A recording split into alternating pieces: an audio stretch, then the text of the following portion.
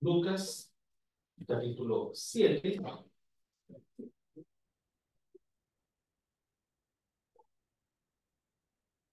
versículos 47 al 50. Dice así la palabra del Señor. Por lo cual te digo que sus muchos pecados son perdonados porque amó mucho. Mas al que se perdona poco, poco ama. Y a ella dijo: los pecados te son perdonados. Y los que estaban juntamente sentados a la mesa comenzaron a decir entre sí: ¿quién es este que también perdona pecados? Y dijo a la mujer: tu fe te ha salvado, ve en paz. Gracias.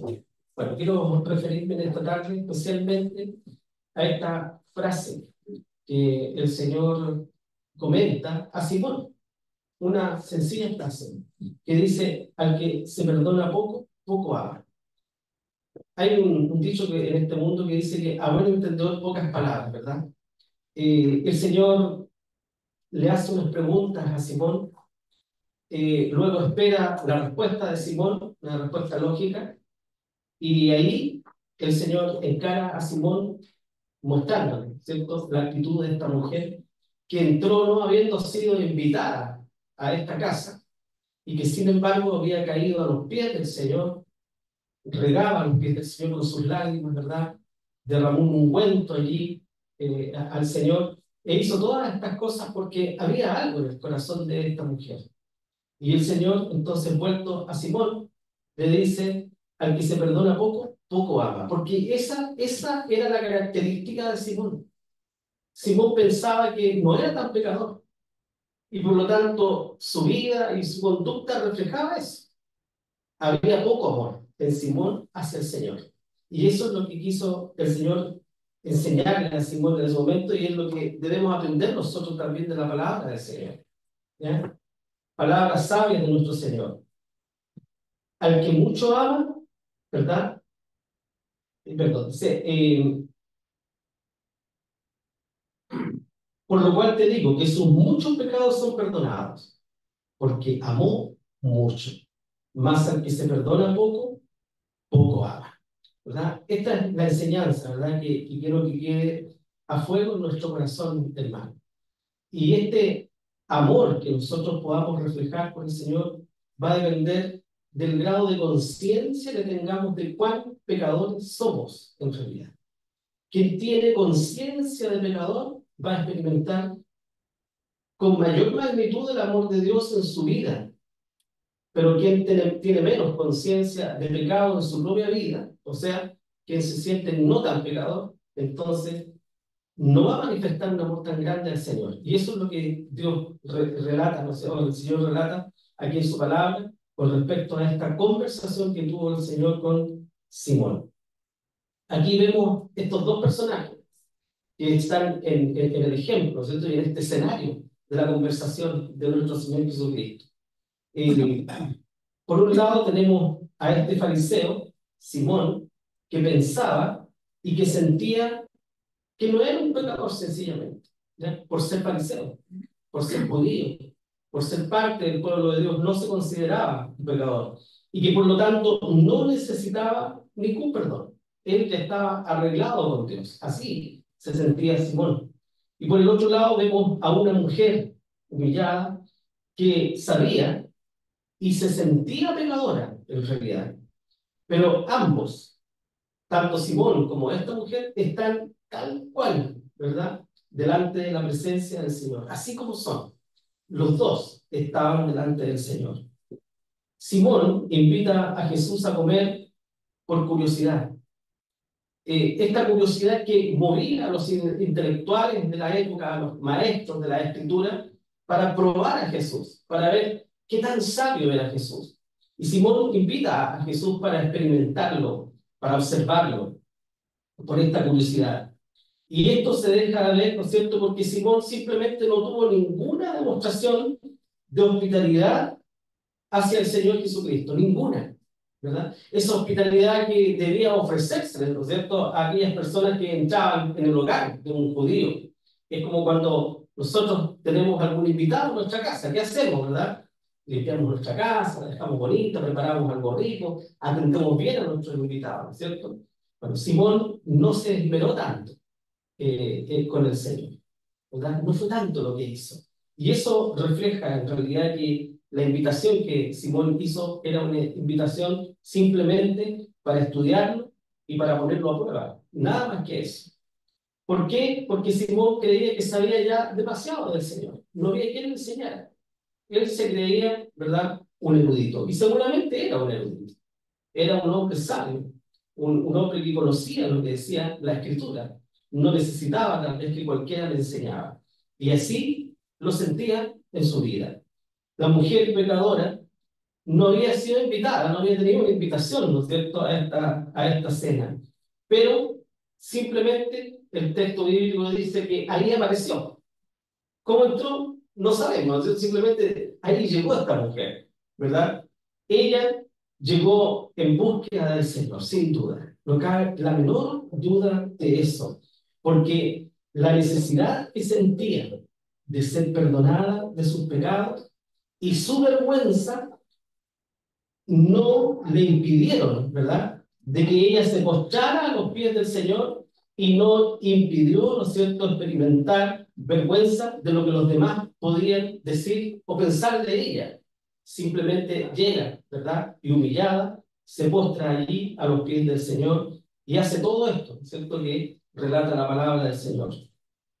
Esta mujer experimenta dolor, experimenta vergüenza por su pecado desde lo más profundo de su alma. Y eso se refleja, ¿cierto?, en la actitud.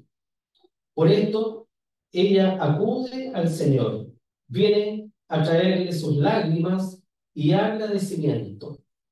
Esas mismas lágrimas tal vez que había derramado en un pasado pecador.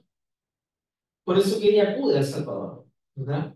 Venía con un pasado, ¿no es cierto?, tal vez triste y dolorosa. Lágrimas y perfume es lo único que ella trae, nada más. Pero es lo más delicado que tenía, sus lágrimas, ¿verdad? Y ese perfume que derramó allí ante el Señor. Y eso fue todo lo que ella pudo ofrecerle al Señor.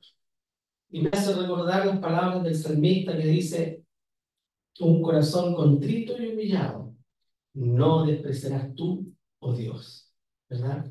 Esta mujer, sin duda, estaba entristecida por su pecado y humillada ante el Señor. Y eso, ¿verdad?, es lo más precioso que ella traía ante su Salvador. El publicano, Simón, la desprecia, porque la ve como un ser de segunda clase. Así veían, ¿verdad?, los religiosos a aquellos pecadores, publicanos, ¿verdad?, y todo esto, los veían así como ciudadanos de segunda clase, nada más. Y así Simón miraba, tal vez, a esta mujer. Y Simón va más allá, fíjense ustedes que Simón juzga a nuestro Señor Jesucristo. Lo juzgó. Y lo juzgó como un simple ser humano. Y esto refleja que Simón no creía en la divinidad de nuestro Señor Jesucristo. ¿Por qué?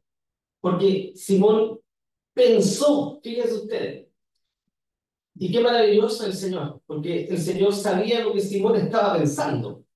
¿Y qué pensaba Simón en ese momento mientras estaba muy compuesto, sentado al lado del Señor, ¿verdad? Tal vez con una sonrisa, con una expresión en su cara de asombro, tal vez, pero en su corazón, ¿qué pensaba? Decía, ¿quién es este que también perdona pecados?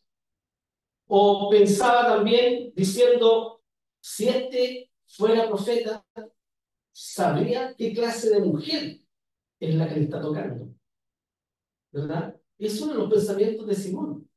Imagínense ustedes. Y el exterior de Simón, ¿qué decía? Seguramente atento con Jesús, atendiéndolo amablemente, muy diplomático, muy educado, pero en el corazón diciendo, si este fuera profeta, conocería a esta mujer. Y está dejando que esta mujer lo toque. y con sus lágrimas más encima, ahí mojándole sus pies.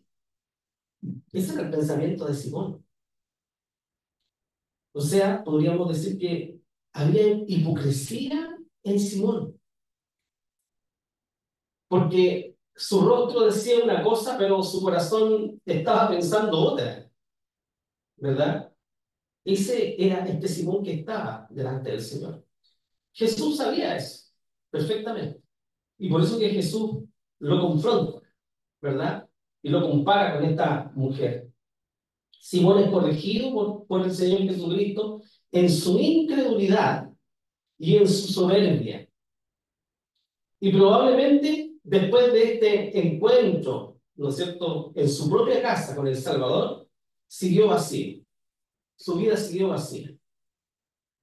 En cambio, esa mujer que él había despreciado, encontró en el Señor, fíjense ustedes, ella encontró en el Señor el sentido de la vida y el perdón de sus pecados, esos pecados que le hicieron tan infeliz y tan desdichada, que la hizo llegar y humillarse delante de todos los que estaban ahí presentes a los pies del Señor, sin importar que la miraran. Pero ella cayó allí humillada ante los pies del Señor.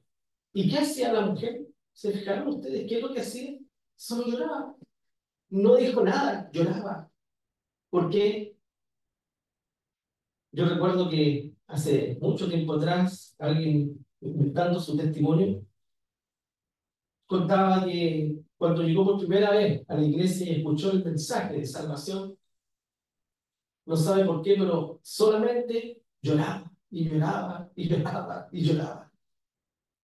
Y de ahí en adelante nunca más se apartó y se alejó de los brazos del Señor, hasta el día de hoy. Porque saben, hermanos, que cuando el Señor perdona los pecados, el Señor desahoga lo más profundo del corazón del ser humano y saca fuera, ¿verdad?, todo el sufrimiento y todo lo que pudo haber producido el pecado en la vida pasada de aquel que llega sinceramente a los pies del Señor. Por eso que esta mujer, después que se levantó de allí y sale de la casa de Simón, después que el Señor le dijera, tu fe te ha salvado, ve en paz, esa mujer nunca más volvió a ser la misma. Nunca más. Ese es el poder de Dios, que obra en el corazón de aquellos que acudimos a Él contritos, entristecidos, ¿verdad?, por nuestro pecado y humillados al Señor, arrepentidos de verdad, porque eso es lo que el Señor busca del ser humano, arrepentidos y convertidos, porque el reino de los cielos se ha acercado. Hay un artículo, un comentario acerca de este suceso que dice que a quien poco se le perdona, poco ama. Y que esta pequeña frase nos enseña en realidad una tremenda verdad. Y es que nosotros amaremos a Dios al grado que reconozcamos la magnitud de nuestros pecados y la inmensidad de la gracia de Dios para perdonar esos pecados. Dos cosas, ¿verdad? O sea, ese amor que experimentaremos nosotros, que podamos experimentar por Dios, va a depender de estas dos cosas, en cierto modo. Primero, en que podamos entender y tener una absoluta conciencia de cuán grandes son nuestros pecados, hermano. Si nosotros no hemos pecado poco, nosotros somos profundamente pecadores. No, son demasiados los pecados que hay en la vida del ser humano. Son muchos los pecados. No podemos pensar que somos mejores que otros porque no hemos hecho tal o cual pecado. Debemos experimentar en carne propia el pecado y sentir el hondo dolor por esos pecados. Darnos cuenta, en realidad, que nada bueno hay en nosotros. Eso es tener conciencia de cuán grandes son nuestros pecados, indispensable para acercarse al Señor. Y en segundo lugar, poder comprender la inmensidad de la gracia de Dios para perdonar esa cantidad de pecados. Pasarlos por alto, entre comillas, ¿no es cierto? O entre paréntesis, podríamos decirlo. ¿Por qué? porque esos pecados ya tuvieron el pago que merecían, que es la muerte en nuestro Señor Jesucristo, ¿verdad? El salmista en el Salmo 51:3 dice, porque yo reconozco mis rebeliones y mi pecado está siempre delante de mí. ¿Somos capaces nosotros de reconocer nuestras rebeliones? Quiera, Señor, que sí. Creo que debe ser parte de nuestras peticiones a Dios permanentemente. Señor, esclarece mis pecados. Señor, que yo pueda ser consciente y darme cuenta de cuando peco contra ti. Y digo esto porque muchas veces pecamos y no nos damos cuenta. ¿Y cómo podremos arrepentirnos de aquellos pecados que no somos conscientes? Podemos estar pecando gravemente contra Dios y podemos pensar que estamos haciendo lo bueno delante de sus ojos, ¿verdad? Debemos orar al Señor y que el Espíritu Santo nos dé luz y nos ilumine, ¿verdad? Claramente para que podamos ver con toda claridad el pecado en nuestra propia vida. Y en esto sin un pero, porque comúnmente siempre estamos poniendo un pero para justificarnos nosotros. Pero el otro, pero el de allá, no, hermanos, soy yo y Dios. Soy yo y Dios con mis pecados. Nadie más es culpable de los pecados que yo cometo contra el Señor. Yo soy, ¿verdad?, quien debe ser consciente y debe rendir cuenta de sus propios pecados ante el Señor. Quien siente que se le ha perdonado poco, como Simón, mostrará poco amor en lo que hace. Y esa es una triste realidad. ¿En qué lo aplicamos nosotros? Lo aplicamos siempre en que cada vez que hay algo que a mí no me gusta hacer y tengo que hacerlo por obligación, lo voy a hacer malamente, por obligación. Pero cuando alguien hace algo que le gusta y lo hace con amor, lo hace con excelencia, ¿verdad? Porque lo está haciendo con amor y con dedicación. Es lo mismo en las cosas del Señor, hermano. Si nosotros pensamos que en realidad no éramos tan pecadores, y que en realidad no somos tan pecadores como otros, entonces eso se va a reflejar en ese amor que nosotros manifestamos a Dios. ¿Y cómo manifestamos ese amor a Dios? Sirviéndole, sirviendo al Señor, ¿verdad? Asumiendo nuestras responsabilidades, ser responsable con aquellas cosas en las cuales nos hemos comprometido, ¿no es cierto?, con el Señor. Porque es mejor que no le prometamos, dice en su palabra, ¿no es cierto? Mejor que no prometamos nada al Señor y no que le prometamos y no le cumplamos, ¿verdad? Entonces, debemos estar plenamente conscientes de nuestros pecados, mis hermanos, porque aquel que siente que se le ha perdonado mucho, entonces, ese va a mostrar mucho amor, como esa mujer pecadora. Y esto es una realidad tremenda.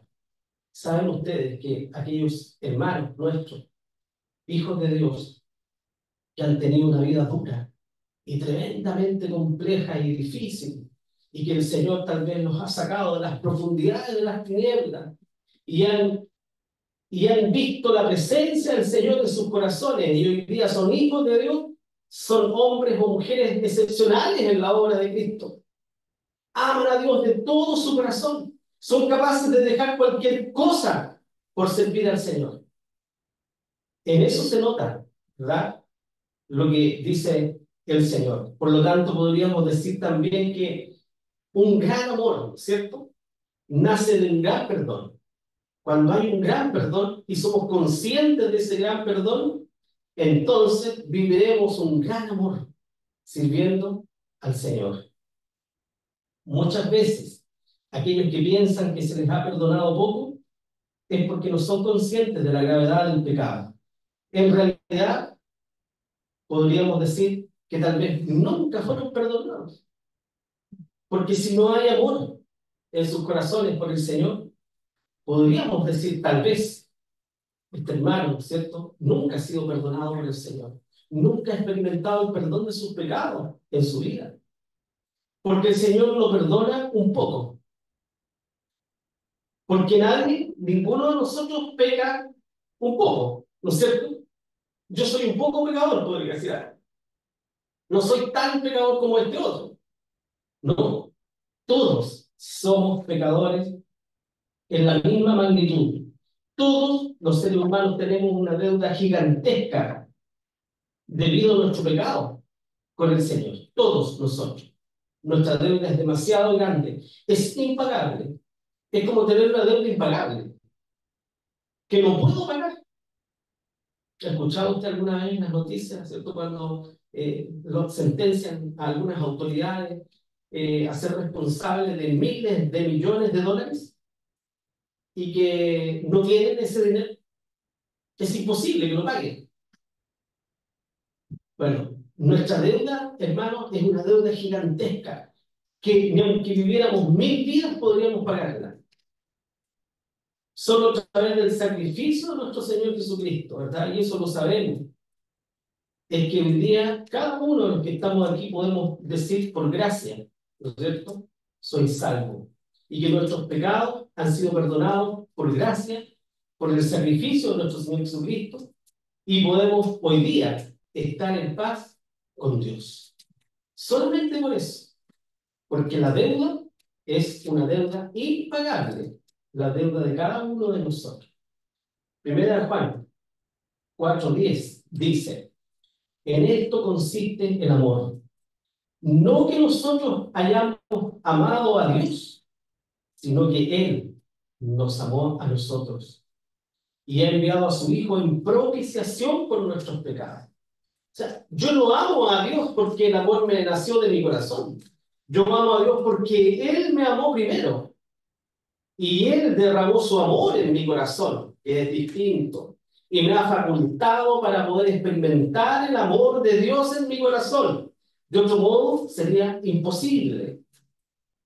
Nuestro Señor Jesucristo confirma el pecado, o el perdón, de una mujer que está dolida y arrepentida de su pecado. Cuando el Señor le dice, los pecados te son perdonados. Simplemente eso, tus pecados te son perdonados. Tu fe te ha salvado. Ve en paz. Fíjense ustedes esta secuencia de gracia, ¿no es cierto? Que se repitió en nosotros también. Nuestros pecados fueron perdonados, como esa mujer. Nuestra fe en Cristo nos ha salvado. Y hemos podido vivir esta vida posterior a eso en paz. Y eso es lo que ocurrió a esta mujer. Por lo tanto, podríamos preguntarnos nosotros, ¿cuál es el nivel de nuestro amor por Cristo? ¿Cuánto amo yo al Señor? El salmista dice, ¿cuánto amo yo tu ley? Todo el día es ella mi meditación. En eso se mostraba el amor que el salmista tenía por Dios. Porque él decía, ¿cuánto amo yo tu ley? Todo el día es ella mi meditación. Todo el día yo medito en tu palabra, Señor. A cada instante, a cada segundo, cada situación que puedo vivir, cada situación que vivo en el diario vivir lo asocio a algún texto bíblico. Esto está en la palabra del Señor. Esto estoy viviendo yo, ¿verdad? ¿Cuánto amo yo tu ley? Podríamos decir nosotros también, ¿cuánto te amo yo, Señor, a ti? No como una pregunta, sino como una exclamación. El salmista en son de exclamación dice, no de pregunta. ¿Cuánto amo yo tu ley, Señor? Yo amo tu ley tanto, a tal grado que todo el día medito en ella. No se pregunta él, ¿cuánto amo yo tu ley? No, él lo está diciendo, ¿verdad? Y lo está afirmando. Así deberíamos hacerlo nosotros. Cuando entendemos lo grave de nuestro pecado y lo que Dios tuvo que hacer para salvarnos, entonces entendemos que nada en este mundo puede aliviar el dolor de un corazón herido y deshecho por el pecado. No hay nada que pueda aliviar un corazón herido, ¿cierto? Y deshecho por el pecado. Hay personas en este mundo que han tenido que vivir cosas inimaginables para nosotros. Y que el diablo, el mundo, la carne y el pecado, ¿verdad? Les han pisoteado, han barrido el piso, ¿verdad? Con algunas de estas personas. ¿Quién más que ellos? Cuando llegan rendidos a los pies de Cristo y experimentan el perdón de sus pecados, ¿verdad? pueden enseñarnos con tal magnitud cómo se debe amar al Señor. Debemos gozarnos, cada uno de nosotros, y derramar nuestra alma en gratitud por esta gracia que sin merecer nosotros hemos recibido del Señor. Esto, ¿verdad? Y solo esto nos debe impulsar a todos nosotros a amar cada día más al Señor con todo nuestro corazón, que es lo que Dios nos pide a todos. Adorarle con todo nuestro ser, servirle con toda nuestra fuerza. Un corazón agradecido es un corazón que adora y ama a Dios. ¿Es agradecido su corazón? ¿Está adorando al Señor y está amando a Dios como Dios se lo pide? Juan 14, 23, 24 dice: el que me ama, mi palabra guardará, y mi Padre le amará, y vendremos a él, y haremos con él morada. El que no me ama, no guarda mis palabras, y la palabra que habéis oído no es mía, sino del Padre que me envió. Hay un texto también que acerca de esta meditación que dice: quien ha sido abundantemente perdonado por Cristo, hará siempre mucho más por la gloria del Señor. Siempre va a querer hacer más. Y el que goza de una completa seguridad de perdón, vivirá una vida de íntima comunión con Dios. Qué maravilloso, ¿no es cierto? Si usted goza de una completa seguridad del perdón de sus pecados, que ha sido perdonado y es consciente de eso, entonces usted vivirá una vida en comunión perfecta con su Salvador.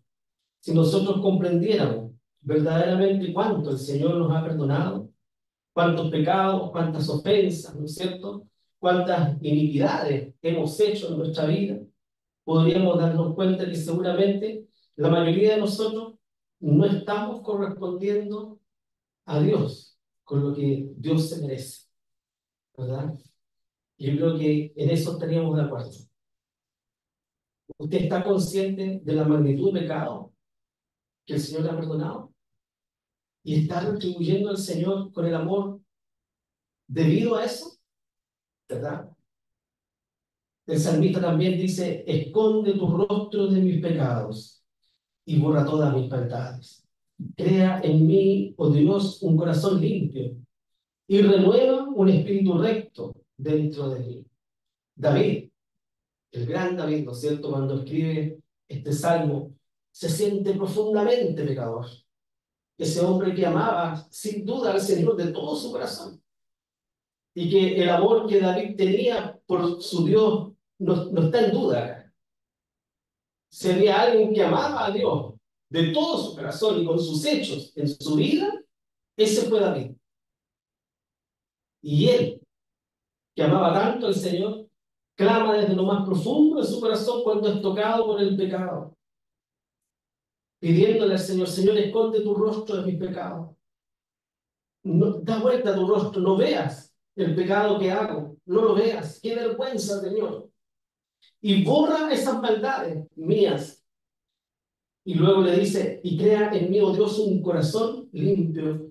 Quítame este corazón pecaminoso, ¿verdad? Y dame un corazón limpio, y mi espíritu renuévalo. Necesito tener un espíritu renovado, un espíritu recto dentro de mí. David se había escudriñado a sí mismo y se había dado cuenta cuán pecador era. Aún siendo un siervo de Dios, él veía la magnitud de sus pecados. El apóstol Pablo, otro gran siervo del Señor, también reconocía los pecados, ¿no es cierto? Miserable hombre de mí, así se expresaba el apóstol Pablo en sí mismo. ¿Quién me librará de este cuerpo de muerte? ¿No es cierto?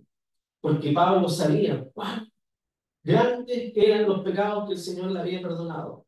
Y él se sentía y sabía que era un pecador. Y si nosotros comprendiéramos cuánto el Señor nos ha perdonado, hermanos, no sería una carga para nosotros. Por ejemplo, ¿no es cierto?, algo práctico: venir al culto. No sería una carga. ¿Mm? No sería una carga amar al Señor. No sería una carga servir a nuestros hermanos. No sería una carga comprometernos con el Señor, ni cumplir nuestros compromisos. No nos costaría quitar de nuestra vida lo que a nuestro Dios no le agrada. ¿Por qué? Porque le amamos.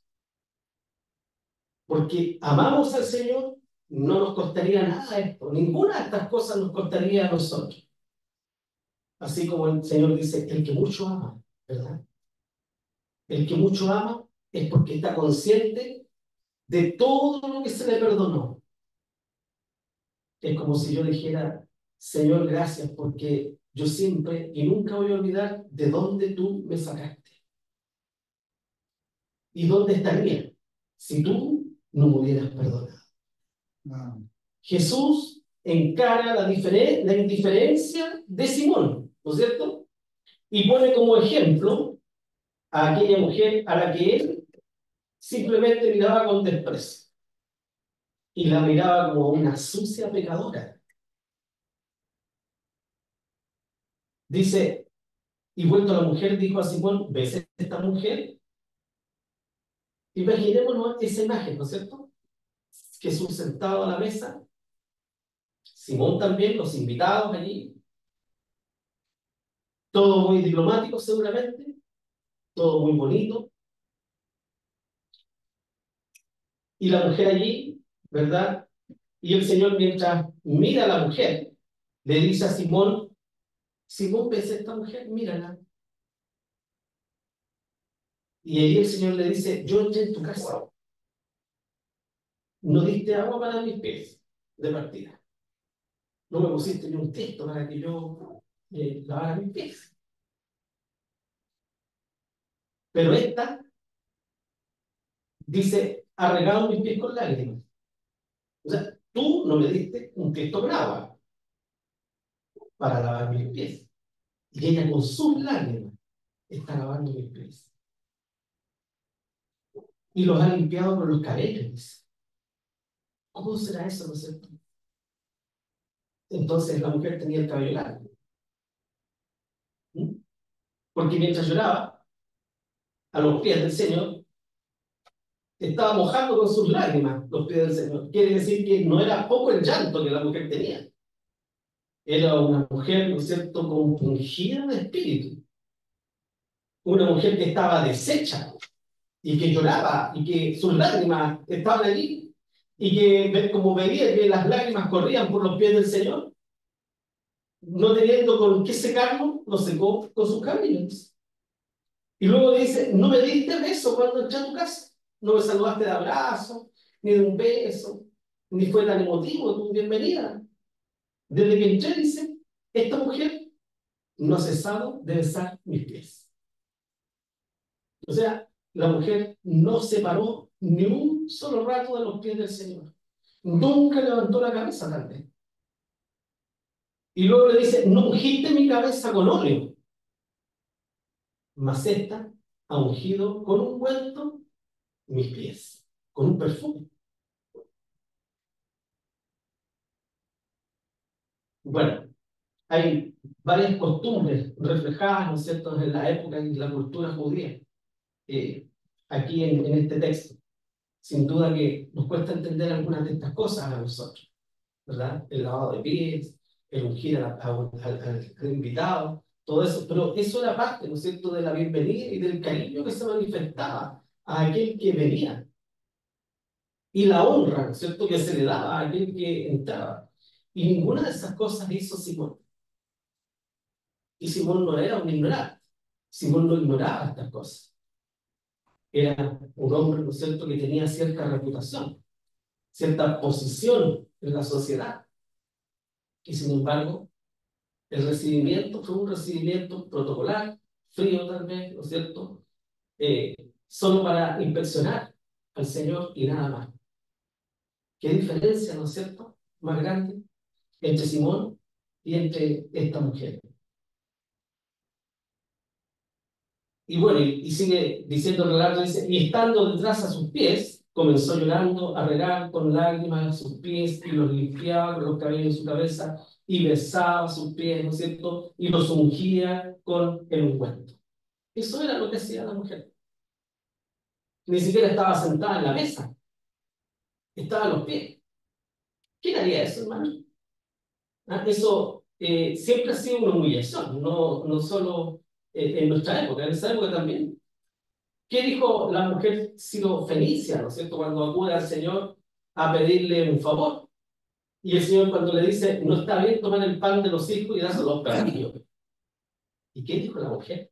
Sí, Señor, pero aún los perrillos comen de las migajas de su Señor. ¿No es cierto? Esto estaba haciendo esta mujer. Estaba disfrutando las migajas ahí abajo de la mesa, no del banquete que estaba en la mesa. Había otro banquete y que ella estaba disfrutando, un banquete espiritual, ahí, donde todos la miraban, ¿no es cierto?, con desprecio. ¿Qué pasaría si nosotros estuviésemos en un banquete, ¿no es cierto?, elegante, en una cena elegante, y entra un pordiosero, por ejemplo? ¿Qué hacemos la mayoría de nosotros, verdad? Miramos con desconfianza. Cuidado, ¿verdad? Cuide su cartera. ¿Y qué pasa? Los guardias, ¿qué es lo primero que van a hacer? Lo van a tomar y lo van a llevar, porque no corresponde que esa persona esté ahí, ¿no es cierto? Esta mujer estaba allí. Estaba allí, ¿no es cierto?, en el mejor lugar, que a la vista de los ojos era el lugar de la humillación, el lugar del desprecio, el lugar de los miserables, de los pobres, allí, debajo de la mesa. Y Simón arriba, ¿no es cierto? La mujer rindió toda su vida a los pies del Señor. De este modo, dio muestra de una verdadera adoración. Y esa es la adoración que el Señor espera de nosotros, hermanos. Porque los verdaderos adoradores adorarán al Padre en espíritu y en verdad, dijo el Señor Jesucristo. Y esto es adorar al Padre en espíritu y en verdad con transparencia, tal como somos, no fingiendo lo que no somos, sino que mostrando lo que lo que verdaderamente somos ante el Señor. Somos pecadores. Y por lo tanto necesitamos humillarnos ante la presencia del Señor para experimentar, ¿verdad?, el perdón verdadero de nuestros pecados. Por lo cual te digo, y esta fue una de las últimas frases que el Señor le dice a Simón, por lo cual te digo que sus muchos pecados son perdonados. Esta mujer se fue perdonada porque amó mucho, ¿verdad? La mujer había sido capaz de brindar una muestra de amor porque reconocía cuánto había sido perdonada, cuánto sufrimiento le había causado tal vez su pecado, ¿no es cierto? Por eso estaba en esa condición. Ella era como aquel deudor al que se le había perdonado 500 denarios, ese ejemplo que el Señor dio a Simón. Amó mucho, pues se le había perdonado mucho. En cambio, Simón no se sentía conmovido por su pecado. Aunque Jesús había entrado en su casa, ¿para qué? Para traerle el verdadero perdón, ¿no es cierto? Porque a eso acudía Jesús a los distintos lugares. El salmista, experimentando su pecado, dice lo siguiente: mientras callé, envejeciéronse mis huesos en mi gemir todo el día, porque de día y de noche se agravó sobre mí tu mano, volvióse mi verdor. Lo mejor de mí, quiere decir, lo mejor de mí se volvió en sequedad el destino. Mi pecado te declaré, y no encubrí mi iniquidad. Confesaré, dije, contra mí mis rebeliones a Jehová, y tú perdonaste la maldad de mi pecado. Porque ese es el fruto, ¿no es cierto?, de un verdadero arrepentimiento, el perdón de la maldad de nuestros pecados. Por lo tanto, al que mucho se le perdona, mucho ama. Es lo que el Señor le dijo a la mujer. Hay otro comentario también con respecto a esto, interesante, y que dice: el amor de la mujer no es la razón o la causa del perdón, como aparentemente podemos leer acá. No es que el Señor perdonó a esta mujer porque esta mujer amó tanto, sino que su muestra de este amor demuestra una forma visible de que sus pecados son perdonados. Por lo tanto, podemos traducirlo de la siguiente manera: son muchos pecados son perdonados, por lo tanto, o debido a ello, amo mucho. O sea, cuando soy consciente de que he sido perdonado de tan grandes pecados, entonces amo más. ¿Se fijan ustedes? Eso es lo que quiere decir el Señor en realidad acá. El verdadero amor a Cristo viene por ser perdonados y ser conscientes de cuán grandes eran nuestras faltas. Si no experimentamos el perdón del pecado, entonces nunca podremos amar a nuestro Dios. Y esto, mis hermanos, explica por qué hay tan poco amor de Dios, en realidad, en estos días de maldad en el mundo. El Señor, en su tiempo, ¿no es cierto?, dijo las siguientes palabras con respecto a esto: y por haberse multiplicado la maldad, el amor o la caridad de muchos se resfriará. En nuestros días, muchos cristianos carecen de amor a Dios, en realidad, porque abunda la maldad, porque el pecado asedia, ¿no es cierto?, por todos lados. Cuando abunda la maldad, seduciendo la maldad, persiguiendo la maldad, esta gracia de amor se enfría. Así es el comentario que hace Matujero con respecto a este texto, ¿verdad? Que cuando abunda la maldad, o sea, cuando hay tanta maldad en el mundo y cuando esta maldad seduce, ¿verdad?, y esta maldad persigue, entonces el amor se va a ir enfriando. Los cristianos comienzan a ser tímidos, desconfiados el uno del otro, y así el infierno parece desatarse en este mundo contra todo lo que se llame Dios y con una enemistad hacia todos los cristianos en el mundo. Esto ofrece, dice también Matthew Henry, una perspectiva melancólica de los tiempos, que habrá una gran decadencia del amor. Y esa es la perspectiva melancólica, entristecedora en realidad. ¿Ya? Que mientras vayan avanzando más los siglos y que vemos tanta tecnología y tantas cosas que nos vislumbran, sin embargo, hay una decadencia tan grande hacia Dios, hacia esto de experimentar, ¿verdad?, el amor a Dios. Por lo tanto, hermanos, es bueno que cada uno de nosotros recordemos permanentemente de dónde nos sacó el Señor para salvarnos.